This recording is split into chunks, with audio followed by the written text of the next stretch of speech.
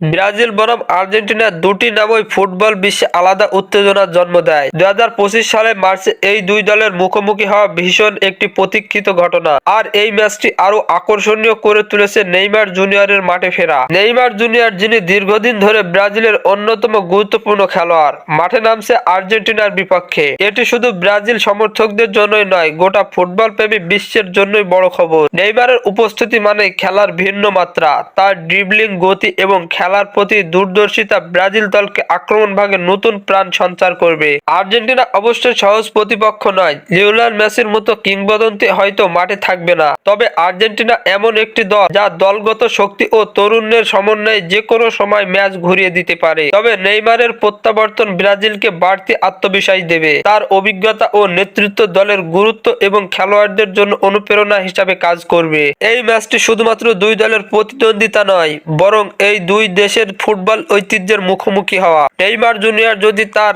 ফর্মে খেলতে পারেন, তবে আর্জেন্টিনাকে সত্যিকারের একটি কঠিন চ্যালেঞ্জের মুখে পড়তে হবে। সুতরাং 2025 সালের মার্চে এই ম্যাচটি শুধুমাত্র একটি খেলা নয়, বরং বিশ্ব ফুটবলের নতুন ইতিহাস রচনার সম্ভাবনা তৈরি করবে। ফুটবল প্রেমীরা নিশ্চিতভাবেই অধীর আগ্রহে অপেক্ষা করছেন যে সেই দিনটির জন্য।